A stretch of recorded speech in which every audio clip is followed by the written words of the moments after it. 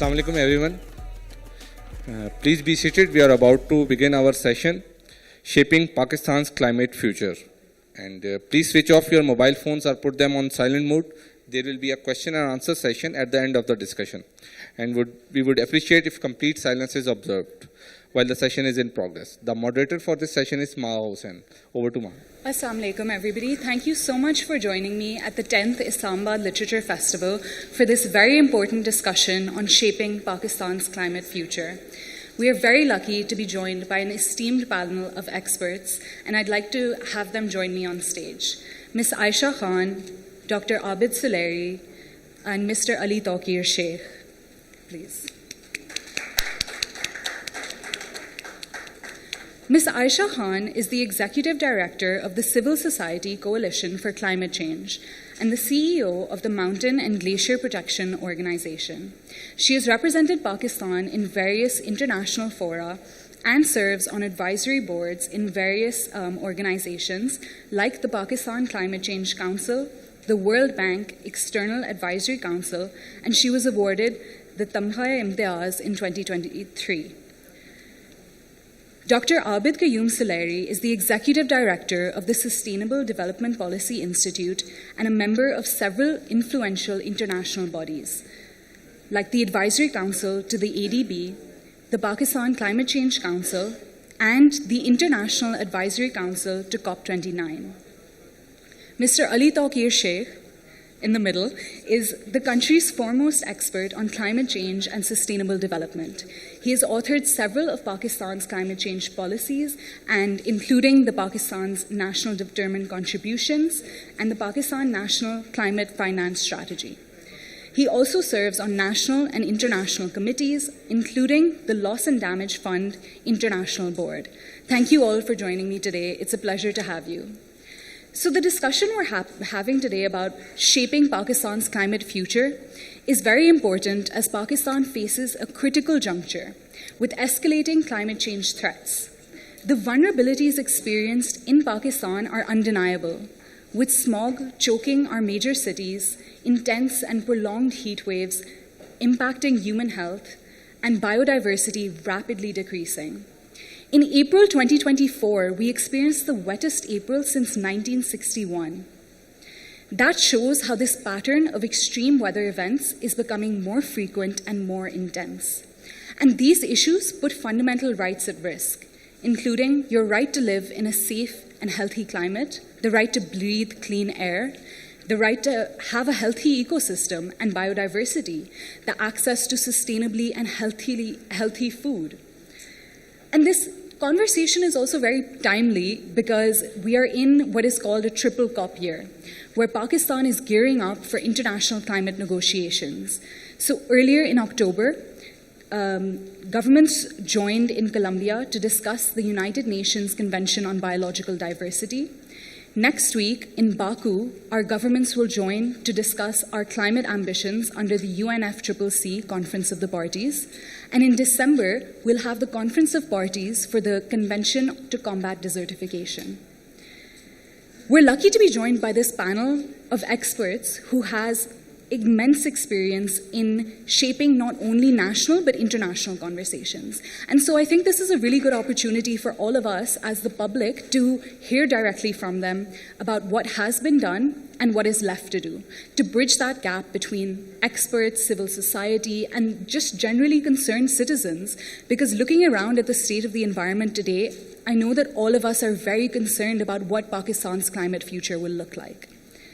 So if you'll join me all in giving a round of applause for our panelists. Dr. Abid, I'd like to start with you. We know that COP29 is starting in 2 days, and governments will join to discuss a lot of different items on the UNFCCC agenda. That'll include food systems, adaptation, scaling up finance. So what is the main priority or focus for Pakistan's delegation, and what, in your opinion, do you think that focus should be? And another question I want to ask, because this is being discussed a lot, is the 1.5 degree goal that we had in the Paris Agreement still alive, in your opinion? Thank you, Maha. in real life, we have good cops and bad cops. In climate change negotiation, there is no good or bad cops.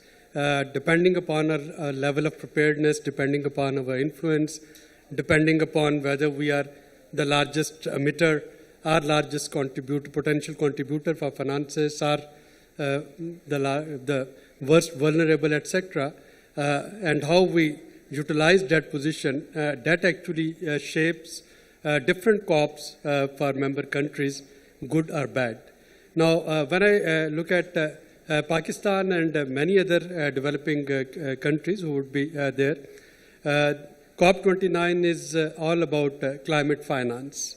COP28, we saw there was this loss and damage fund, and Ali Tokir Sheikh Saab would be, as a member of the fund, would be able to give you more insight. But that was about loss and damage fund. COP27 was in Sharm el-Sheikh in Egypt. We asked for loss and damage fund because of the 2022 floods, and because Pakistan was chairing G77 plus China, and we had the whole group behind us. And COP26 in Glasgow was the first time the word fossil fuel was mentioned in any COP's declaration official text. So this is a gradual process. UAE was again, like Azerbaijan is a petrochemical state, and UAE had a lot of pressure to turn this COP successful. Azerbaijan, I believe, again by virtue of it being one of the exporters of fossil fuel, is under immense pressure to deliver something, and it's talking of climate finance. Now, what is in it for Pakistan? Pakistan will not get a blank check. There is actually, when we talk of climate vulnerable, I can argue that Pakistan and Spain, they are equally vulnerable. So what happened in last week in Spain with these flash floods that took 250 lives, they got their whole years of rain in one day. I think now each and every country is climate vulnerable, and it depends on our own preparedness, whether we have tangible, doable, and convincing initiatives that should be sponsored. I'll just add my last bit for this round, that we don't need to go to climate change with the victimhood or a vulnerability mentality. We are vulnerable, but we need to say that we are vulnerable and resilient country. The floods of 2022, the affected and survivors of the floods, they didn't wait for external support or international help to rebuild their lives. And in fact, that Geneva pledges, they never got materialized even till today. They haven't got materialized everything that was promised there. So it's the communities, it's the people who are investing in their own survival and own resilience. Climate finance definition is any finance that we spend to mitigate or to adapt to climate change. And by that definition, all the solar panels that people and consumers, they are getting installed on their houses, that is climate finance. All the hybrid vehicles that are flying around this, that is climate finance. All the forestation that is being done, that is climate finance. So we need to make a back of the envelope calculation, and in negotiation we need to put that number on table, that this is what we could do from our indigenous resources. So we are not begging, or we are not just selling our vulnerability. Our nation, our people, they have invested to be resilient against climate change, and now following the climate justice principle, we are asking the most polluter and historical emitters to do play their share, and they should contribute towards not only for Pakistan, but all the developing countries who are suffering because of this emission. So I think this is what the mindset we are taking. And goal 1.5, although not dead, it's in coma. And I think the mere fact that COPs, they are being held every year, that is a ray of hope, although with this Trump government taking over, and it's a possible withdrawal from Paris Declaration once again. I think the output of COP29, it would face a major challenge, and Now we have to see that how rest of the globe can get prepared towards that challenge when US would walk out from the COP29 as well as the Paris Declaration. Thank you so much. And I will come back to this idea of domestic financing for climate change in the second round of questions. So, Ms. Aisha, I'd like to come to you. You've spoken quite a bit about climate diplomacy, and COP provides this perfect platform for Pakistan to join with other like-minded states and put their needs or their advocacy forward.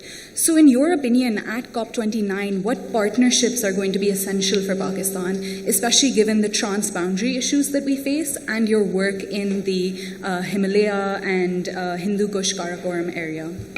Thank you, Maha. First of all, pleasure to be here, and I'm quite surprised to see that so many people have shown up to listen to this conversation, which I find generally doesn't find much buy-in from the people, because when we talk about climate change, it's such a vague concept that people don't know what we're talking about. And we're talking about a future which they think will never happen, terrible things that they think will never happen to them. So it's good to see that people are taking more interest. And on a positive light, I would like to say that over the last 10 years, I have seen the climate debate pick up in Pakistan, and I also see the platforms for Conference of Parties. From when I first went there, Pakistan just had like one podium with a poster sticker with the flag of Pakistan and no other representation. Over the years, Pakistan has a pavilion. It provides that platform and space for convening for other countries, for dialogues, for partnerships, for conversations to happen. And the Conference of Parties really is a place for policy dialogues. It's a place for negotiations which has been going on. And those negotiations, as Abid said, are mostly around finance. Who is going to bear the cost? What is going to be the mechanism for the dispersal of that money? But within that, it also provides you opportunities to network with other countries, see the best practices, and use the platform for knowledge exchange, and then develop partnerships within the region. For us, I think climate change should be seen through the lens of South Asia, because what happens here is going to affect us first. We perhaps cannot influence the debate on the global climate negotiations, but certainly if we start coming together within the region and decouple politics from other issues which make regional relationships, bilateral relationships, dysfunctional, we can start engaging in those areas where it is mutually beneficial for our countries. You talked about the HKH, and yes, that is a region about which very few Pakistanis talk, and the cryosphere is a term with even fewer understand what that means, the water in its frozen state, all the snow, all the glaciers, all the ice sheets in that area. Climate change really is a water crisis. When these start melting, we will have accelerated flooding for the next 20 years, and when the source shrinks, we will have scarcity and we will have to deal with drought and desertification. So every country in South Asia depends on the HKH mountain systems and the water that comes from there, and every country in South Asia is an upper or lower riparian to another country. So how we build hydro-solidarity, how we promote climate diplomacy will define the relationships, because if they're adversarial, then resolving things, doing more with less will become difficult. But if we have integrated economies, perhaps we will be able to address this issue in a better way, where fewer people will suffer or have to cope with the hardships and miseries that is looming in the future for us. And just a quick follow-up, I know this is a difficult question, but are you hopeful with the change of governments in Bangladesh and India that this kind of conversation will become more likely? I think that we see positive trends taking place. I think we see positive overtures coming from different countries. It's how we cash in and how we build on them that will make the difference. So the opportunities are definitely there, and I think every government is beginning to feel the pinch, and it's beginning to realize that it cannot operate in silo, that it has to work with a whole of region approach. So I do remain hopeful.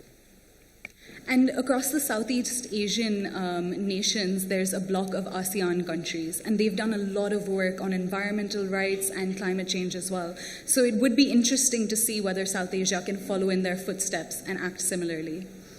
Mr. Ali Tawqir, I'd like to come to you and talk a little bit more about loss and damage. Now, loss and damage has been spoken about for the past few years across media in Pakistan, and we've heard a lot about how Pakistan can be a recipient of loss and damage funding. As somebody who's a part of the international board on the Fund for Responding to Loss and Damage, I'd like to know what COP29 means for developments in that financing, and what the future of loss and damage for Pakistan could look like.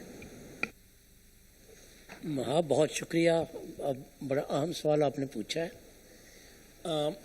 میں جواب گھر سے سوچ کر آیا تھا, اگر اجازت دیں تو میں وہاں سے شروع کرتا ہوں. ایکسیپٹ فار فرسٹ 2 rows, میرا خیال ہے اس کمرے پیچھے جتنے لوگ بیٹھے ہوئے ہیں, دے آر 20 something اور لیس. تو let them be my audience if you allow me to. پہلی بات جو میں کہنا چاہتا ہوں وہ یہ ہے کہ پاکستان کی کلائمیٹ چینج کی بہت ساری متس ہیں, میں 2 کا ذکر کرنا چاہتا ہوں. Pakistan is not one of the most vulnerable countries. یہ ایک مت ہے. Pakistan is one of the least prepared countries.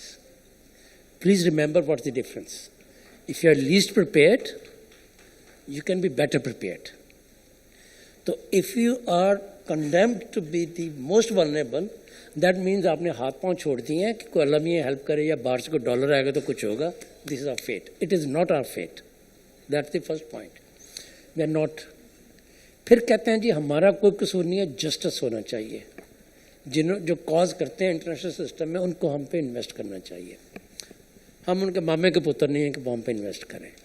If there is no domestic climate justice, there cannot be international climate justice. Please remember. کوئی ہمیں پیسے نہیں دینا چاہتا اس لیے کہ ہمیں وہ خرچ کرنے نہیں آتے, جہاں پہ ضرورت ہے وہاں پہ نہیں خرچ کر سکتے, and so on and so forth. ٹھیک ہے نا. تو پلیز ریمبر, ہم آرگومنٹ جو ہم ڈیولپ کرتے ہیں کہ جی ہمارے امیشنز 1% سے کم ہیں globally. Please remember that more than 100 countries have less emissions than Pakistan, and they are equally vulnerable. تو آپ مظلوم بننے کی کوشش مت کیجیے. اگر آپ نے اپنی حقیقت جاننی ہے تو جتنے نارڈک کنٹریز ہیں ان کے امیشن بھی مور اور لیس پاکستان جتنے ہیں, in the vicinity of about 1%. Australia کے they are in the vicinity of Pakistan. تو آپ کا جو کیس ہے وہ افیشنسی کے بارے میں ہے, پر یونٹ پروڈکٹیوٹی کے بارے میں ہے, اس کی ٹرانسپیرنسی اینڈ اکاؤنٹیبلٹی کے بارے میں ہے. وہ یہ نہیں ہے کہ جی میں 1% کرتا ہوں تو یہ کم ہے. آپ کا بینچ مارک یہ ہے کہ کمپیریبل لیول کے اوپر economy can be like Nordic countries. That is. اور اگر آپ وہ کرتے ہیں تو cost of doing business goes down. Productivity اور ایفیشنسی اگر زیادہ بہتر آتی ہے, آپ کو وہ کیپٹلزم والی لینگویج لگے گی, مگر یہ بھی تو ہوگا نا کہ میرے گھر کا جو بجٹ ہے, اگر بجلی کا بل 30-40% کم آ جائے تو میرے پاس پیسے ہوں گے, میں اپنی بچی کو اسکول میں پڑھا سکوں. یہی ہوگا نا کہ نیوٹریشن والی فوڈ خرید کے لا سکوں, گھر میں پھل آ سکے, سبزی آ سکے. تو اگر وہ نہیں کرتے تو میرے پیسے وہاں پہ جاتے ہیں, جس کے ساتھ ہماری جو غریب لوگوں کی ولنریبلٹی ہے اور زیادہ بڑھ جاتی ہے. ٹھیک ہے, میں آپ کا جواب 1 منٹ دیتا ہوں, 1 پوائنٹ میں اور کر لوں. اگر میرے زخم ادھر ہے تو میں ادھر جتنے مرضی بینڈیڈ لگا لوں وہ ٹھیک نہیں ہوگا. Climate vulnerability is always a local issue. It's not a federal level issue. It is not a provincial capital level issue.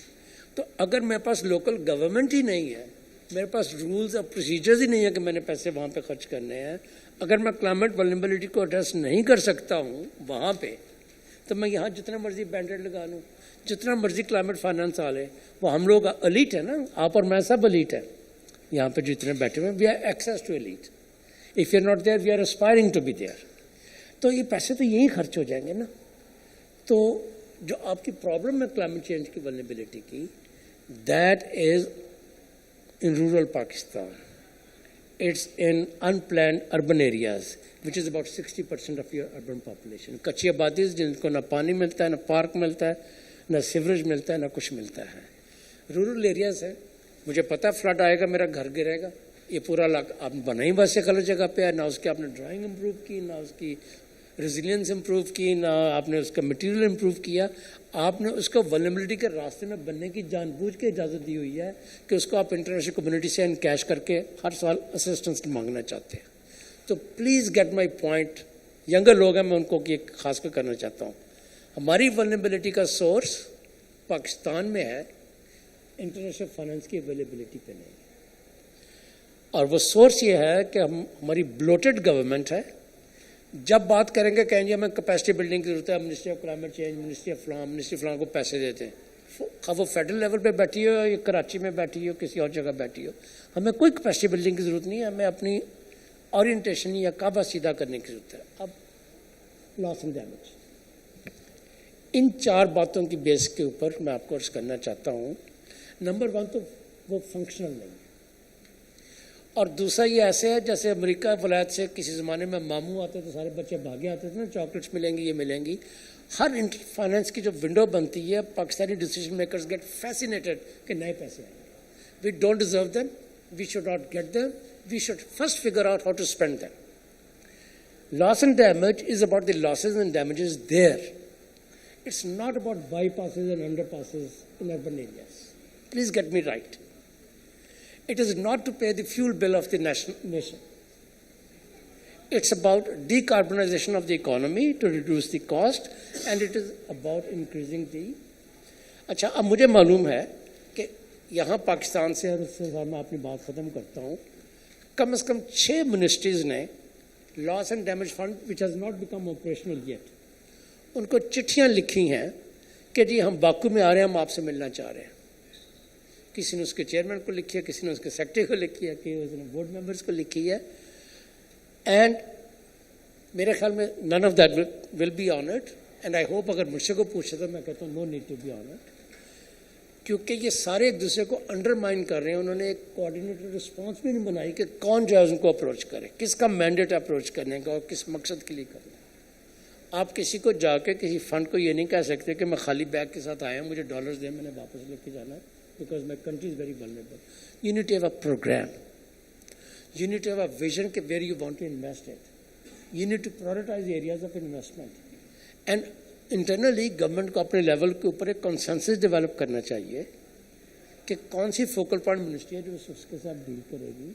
ये तो नहीं हो सकता है एक प्रोविंशियल PDM में भी लिखते हैं, नेशनल NDA में भी लिखते हैं, क्लाइमेट भी लिखते हैं, फाइनेंस मिनिस्ट्री वाले भी लिखते हैं, प्लानिंग वाला अलग से लिखते हैं.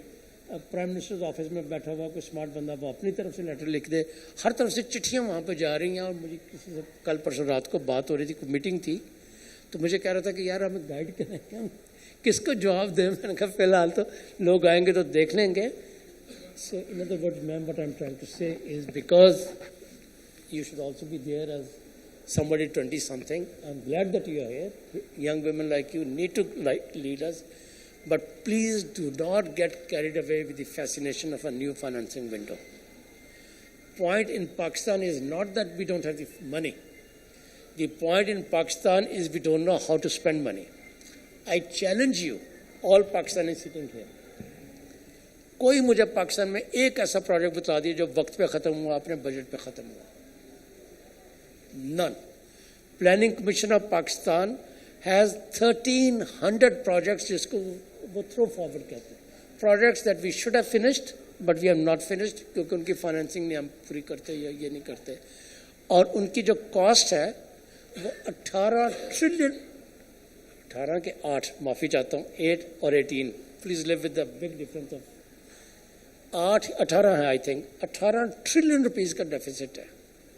इन अदर वर्ड्स, अगर 15 साल पाकिस्तान की गवर्नमेंट एक भी नया प्रोजेक्ट ना बनाए, सिर्फ पिछलों को ख़त्म कर ले, तो उनको कोई नया PSDPs में एक भी प्रोजेक्ट अप्रूव करने की जरूरत नहीं. तो मकसद ये नहीं कि हमारे पास पैसे नहीं है. بات یہ ہے کہ آپ نے اتنا اپنے آپ کو نان پروڈکٹیو میل اڈیپٹیشن کسی چیزوں میں لگایا ہوا ہے that is constantly adding to our vulnerability. ہر دفعہ ڈیزاسٹر ہوتے ہیں تو پچھلے سے زیادہ لاس ہونے کا رسک ہے. سو میری سبمیشن یہ ہے, sorry it's a long answer but my audience are sitting there. Long answer, anybody tells you Pakistan doesn't have money is wrong, it's bogus, it's misleading. Pakistan does not have a determination to address the vulnerability. It has no clarity that it wants to help with the help of local governments, poor people living in urban or rural areas, and it has not determined its priorities. کہ آپ نے climate vulnerabilities کو next 2, 3, 4 decades میں کیسے address کرنا ہے 1.5 یا 2 degrees temperature کے ساتھ. Thank you, ma'am. Thank you so much for highlighting these domestic issues that we also need to solve. And I'll be very interested to hear from the young people in the room during our question and answer session. So definitely note down any questions that you have as this conversation goes on. Now I'd like to move towards this conversation about Pakistan's domestic policies and the domestic issues that we're facing. And I'd like to move to Ms. Reena Saeed Khan. Ms. Reena Saeed Khan is an award-winning journalist and currently serves as the chair of the Islamabad Wildlife Management Board, which oversees the Margala Hills National Park. She received international awards, including the Earth Journalism Award in 2009, and she serves on the Prime Minister's National Climate Change Council. Ms. Reena, I want to ask you about this, something that we've all seen in our experiences across Pakistan. We are one of the fastest urbanizing countries, and obviously that brings biodiversity issues into play because we're removing natural habitats and replacing them with overpasses, underpasses, new housing societies. So I'd like to hear a little bit more about how the biodiversity issues that Pakistan is facing, how those can be tackled while keeping in mind both local ecosystems and their biodiversity, but also local communities who depend on that biodiversity. Thank you so much. I'm sorry I was late. I'll just give you the answer from my perspective, which is as chairperson of this small Islamabad Wildlife Management Board, which is really trying to, we call ourselves like the last frontier, the last institution left. You know, we've been under direct, I mean, we are constantly living, I would say, under this existential threat. Will our board continue? Will the government finally decide enough? You know, it's been a struggle since the last 3 years, and I have to say that this urbanization and this whole cutting of forests and biodiverse areas around cities, agricultural land, which is also, agricultural land is also home to wildlife in many ways. And all this struggle is, you have a very powerful mafia in this country called the land mafia, and it doesn't matter to them who's in government, whether it's PTI, PPP, PMLN, whoever, the land mafia will find a way. They're extremely well networked. They will find a way to make their profit, to unfortunately expand horizontally instead of vertically. I don't know why our city planners, I know we're in an earthquake-prone zone, but unfortunately, you can see it even when you just get off the motorway now. You can see how far Islamabad has spread all the way up to the toll plaza, new estates, housing estates. Everywhere you go, it's housing estates. Up in the other side of the Margala Hills, KP side, completely devastated the ecosystem. Housing estates and big buildings and hotels and restaurants. And I call it the Murray model because we've all seen in our childhood. I grew up, I used to, spend all my summers in Murray, and I've seen the devastation with my own eyes, and it's really painful now. I avoid Murray like like the plague. I don't go there unless I absolutely have to, because that is an example of what uncontrolled development, which is actually happening all over the country. There's no regulation whatsoever, and even if you now try to go and fix Murray, it's impossible. So many vested interests, and I face the same issue, or our small board faced the same issue when we've made this attempt to reclaim the national park. There are about I would say about 30 plus. Around 30 national parks in the country. Most of them are paper parks. Now, under Pakistani law, a national park is accorded the highest protection status. So, a lot of these parks, they don't even have proper management plans, including Margala Hills National Park. We are just finalizing a proper scientific national a management plan for it. But first of all, we had to address the encroachments. The fact that, over the years, it looks like a green Margala Hill sitting from here, but when you go inside the national park, you realize how much of it is eroded, degraded. There is this invasive species called lantana, which has taken over more than half the park, which we have to remove because it's a straggler species. It strangles, first of all, it's allergy causing, it strangles all the indigenous species, and there's a reason for that, and for paper mulberry, another exotic species that was brought in. So when you look at pictures of Islamabad in the 1970s, and Ayub Khan decided that this would be where the capital would be made, you'll see that the Margala Hills were actually denuded of forests, and it was actually called grasslands. That's why, hence, the military grassland component, jo abhi became very famous because of this whole issue with Monal, and the Supreme Court ruled in our favor that Monal and La Montana should be demolished because the military ki bhi involvement thi.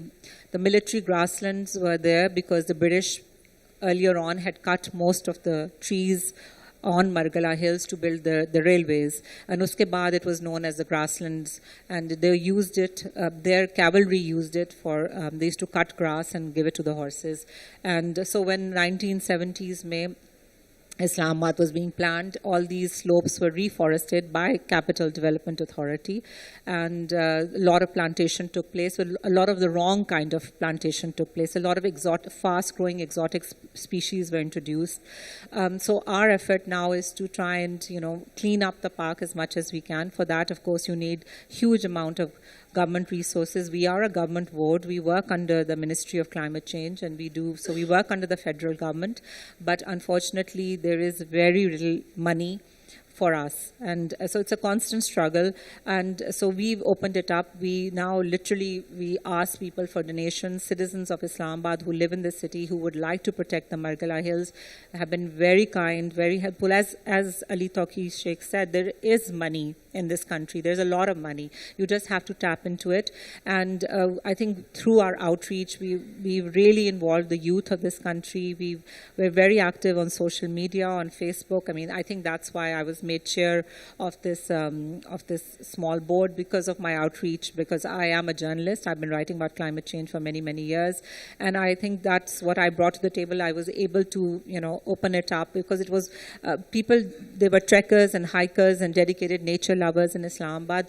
But to make, I thought, let's get the young people involved. It's a healthy activity to go on these trails, to hike, to trek. And then, of course, all the species that are living in the national park, nobody knew about them, that we have common leopards. Kabhi sighting ho jati thi. So we brought in camera traps, we recorded the images, we made them viral, and we got a huge response from young people who was interested, who wanted to. The trails became really, really popular, and we have proper patrolling now, we have proper control. We only have a staff of 40. So it's a very small staff, and of course the corners of the park are neglected. It's 17,000 hectares from all the way from Shah Ala Ditta across to Quaid-e-Azam University. So it's a narrow national park. But our whole premise is, if you can't protect and preserve a national park right in your capital city, what hope do you have of protecting the other national parks like Central Karakoram National Park, like Khunjarab National Park, which are farther away, in Gilgit-Baltistan, and beautiful national parks with thousands and thousands of hectares of land. So wo hamara basic premise tha, that we faced a huge uphill battle. First, just merely jurisdiction. Is this CDA's jurisdiction, or does this jurisdiction, the mandate belong to the Wildlife Management Board? And took us 3 years. We had to go to the High Court, then we had to go to the Supreme Court, and we finally got a Supreme Court ruling in our favor that yes, we are the custodians, the legal custodians of the national park. We know what to do, we know how to do it, we have dedicated staff who are trained in biodiversity. And the CDA Ordinance 1960, there's no mention of environment. They don't have an environment, the so-called environmental wing, but those are foresters. So foresters have a different approach. We are wildlife protectors. We call our staff rangers, wildlife rangers. We model ourselves on the US national parks. And our board is young. We were only formed in 2015. We hired our staff in 2017. And now with the Supreme Court judgment that has been given in our favor, we hope that we can grow slowly. And one of the Supreme Court judgments ke andar, one of the points was that Monal and La Montana, which were illegal encroachments inside the national park, should be demolished, and they have been demolished now as of a week ago, and we have removed the debris, and we want to reclaim that ridge, give it back to the public as a viewpoint, replant it, rewild it, bring in indigenous species, remove the lantana, remove the concrete structures, which we have done, and replant. This is just a small effort, and people say, well, why did you go after those restaurants? What about all the other encroachments? So you have to start somewhere. These are mega restaurants. They should never have been allowed inside a national park. The seating of up to 2,000 people, traffic jams. I mean, I'm sure some of you have visited national parks in the world. Nowhere would you find we were a unique national park in which we were the only national park in the world that has traffic jams inside it. So now I'm glad to report that the traffic has cut by 50%. So when you go inside the park, like at night in Puisohava Road, suddenly, you'll see wildlife again. You'll see monkeys. You'll see, occasionally a wild boars crossing, and now the leopards are able to cross from one territory to the other.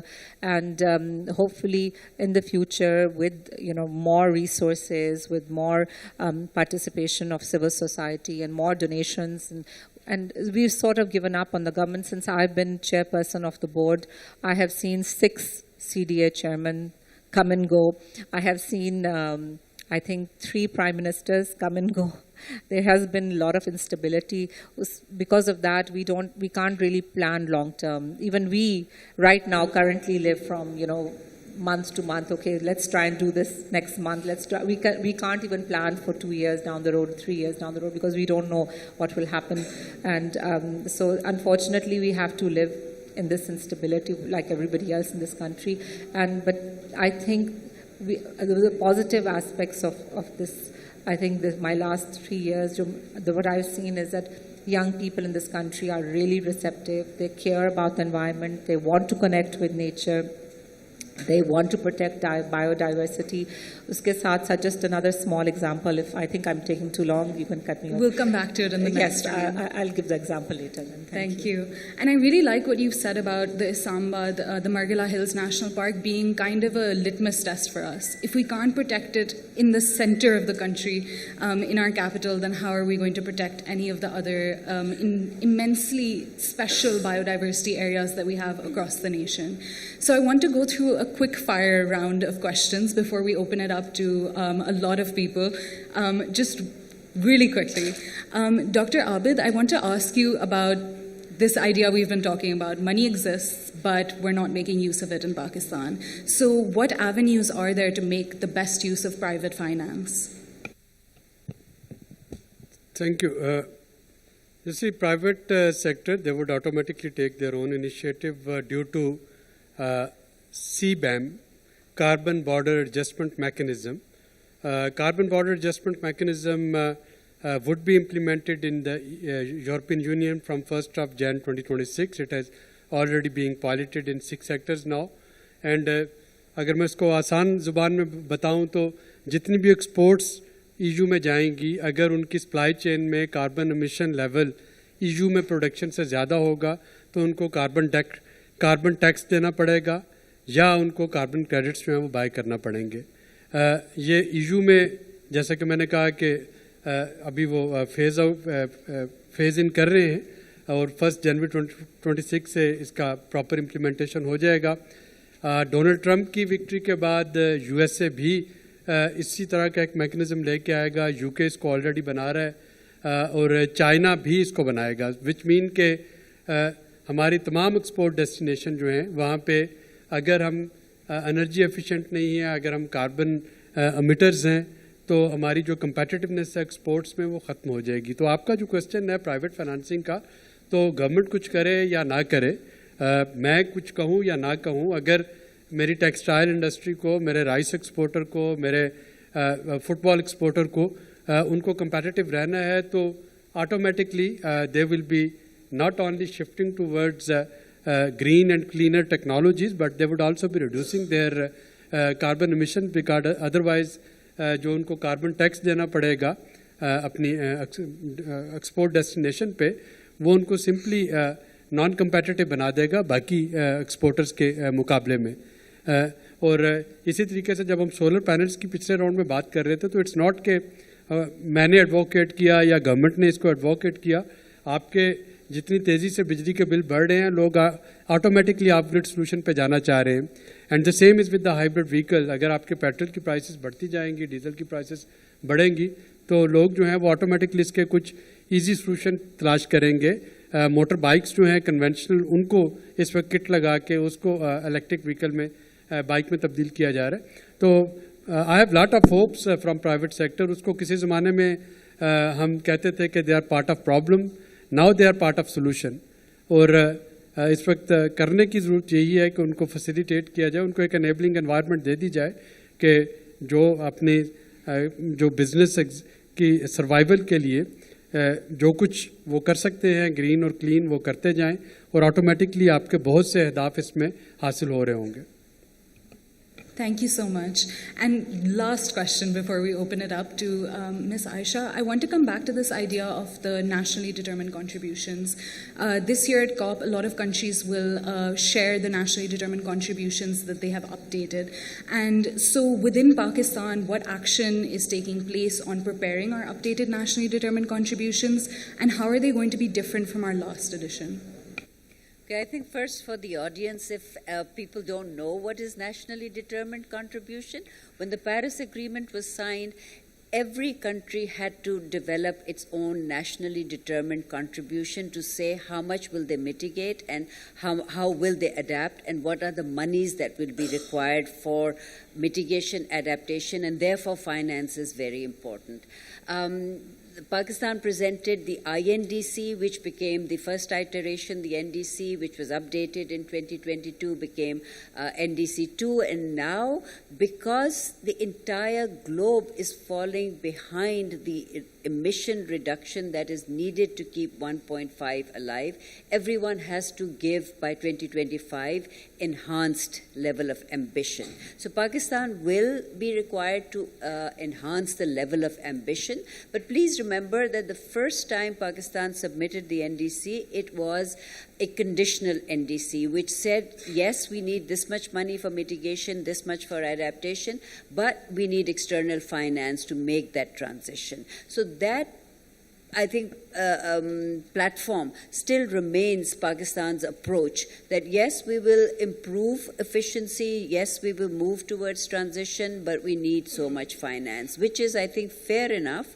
And I do agree with Ali Tawqir Sheikh that there is lack of coordination, both vertical, horizontal. There is issues of governance, but where I do beg to disagree is that we don't have the money.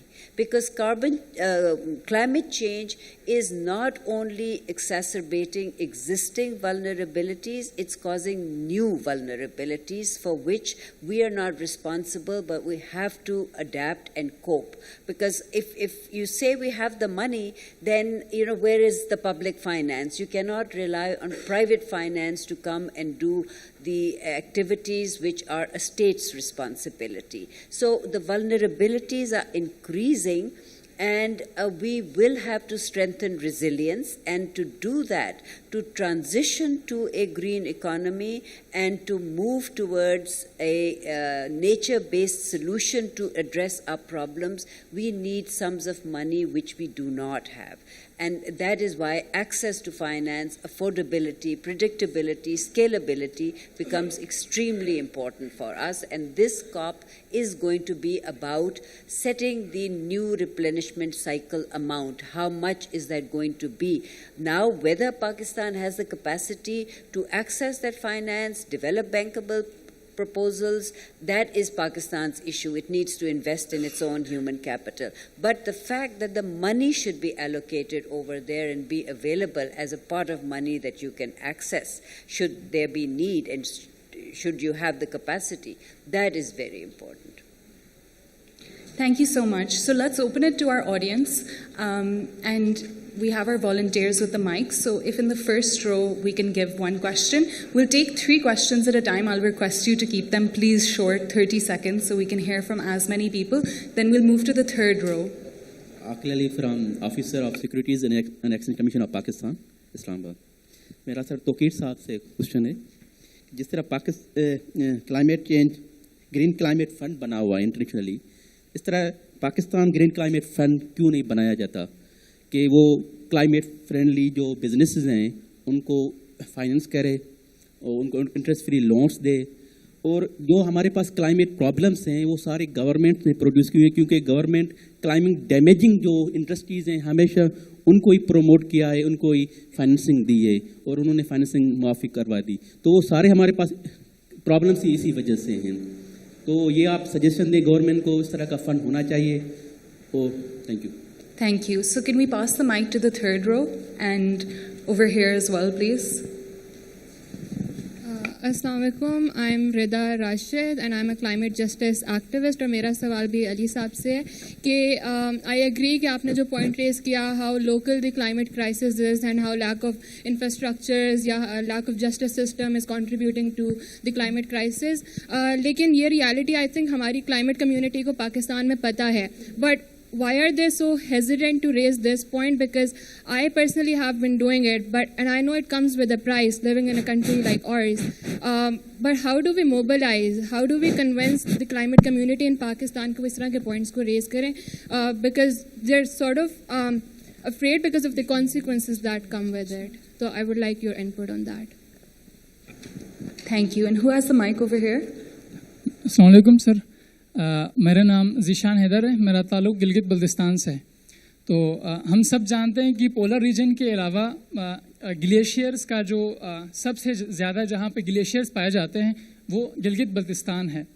اور اس وقت جو glaciers melting کی جو وجوہات ہیں ان میں سب سے زیادہ جو افیکٹ ہو رہے ہیں وہ گلگت بلتستان والے ہیں. اور میں سمجھتا ہوں کہ ہمارا جو کاربن ایمیشن میں ہمارا 1% بھی کردار نہیں ہے. اور گلگت بلتستان میں پورے پاکستان میں جو سب سے زیادہ جو افیکٹ ہو رہا ہے وہ گلگت بلتستان والے ہیں.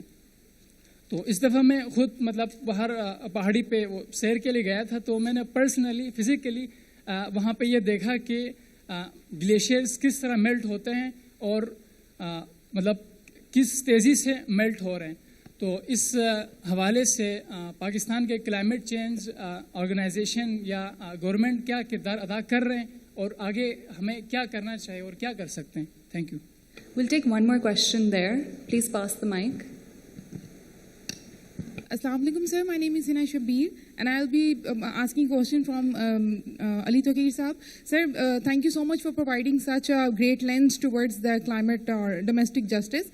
But my question is that as you have opened this idea to us that we should be working on domestic justice, so I just want to know that if our government is actually open up to it, as well, that what is domestic justice and is there anything in the pipeline the government will do for the domestic justice? Thank you.